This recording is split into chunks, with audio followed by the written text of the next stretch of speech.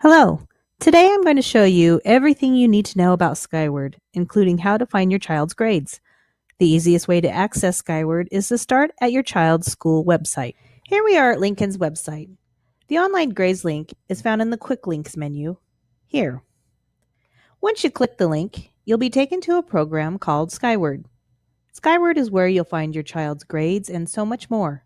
You'll need a login and a password to access Skyward. If you don't know the login, you'll need to call Lincoln's main office at 527-3083 and request this information from a secretary. Once you sign into Skyward, you are taken to the Family Access landing page. Here you'll be able to retrieve all sorts of school information pertaining to your child.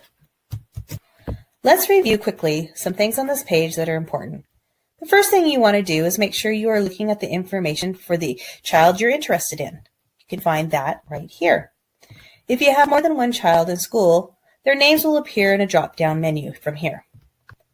The menu on the left contains all of the vital educational information collected since middle school on your child. I'll go over these in a minute. The middle section is for messages posted by the school for the general school population. Usually has things to do with sports, deadlines, meals, things like that. The column on the right is a list of lessons, assignments, and important dates for your child's classes. This gives you and your child a quick peek into what is coming up and due for each class during the week. Up in this corner, under your account, you can check to make sure your phone numbers, home address, and email address are correct. You can also change your password for Skyward in here. If anything is incorrect, please contact your school secretary to make changes. The district links icon includes useful links for things like the school district website, your child's school website, the school's lunch and fees website, and your child's high school and beyond plan. Now that we've looked at some of the things on the Family Access landing page, let's return to the left-hand menu. Here you're going to find a calendar of your child's daily work and the grades that they've posted. We're going to skip the grade book for right now and come back to it. Attendance is going to show you a list of your child's absences and tardies, both excused and unexcused. Students should try to have no more than 2 absences per month. Student info is a basic collection of student demographics. Please take a look at it and make sure everything looks accurate. If not, contact your school secretary to get it updated. Food services includes meals that have been purchased by your student and money that you've added or deducted from the account. Your schedule is your student's daily schedule for school and classes.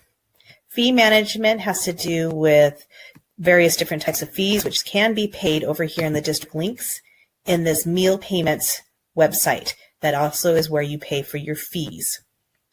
Activities have to do with different activities that your student is involved in.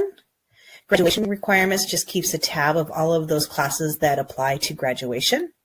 Academic history is everything that your child has accumulated for grades and classes since middle school.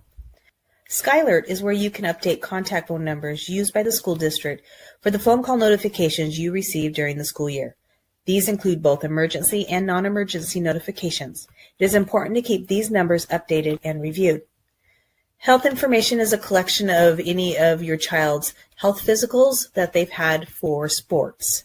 And login history is just a record of how many times and when you've logged in. Okay, now that we've reviewed that, let's go back up to the gradebook. Okay, once you click on gradebook, the next section you want to look at is called missing assignments.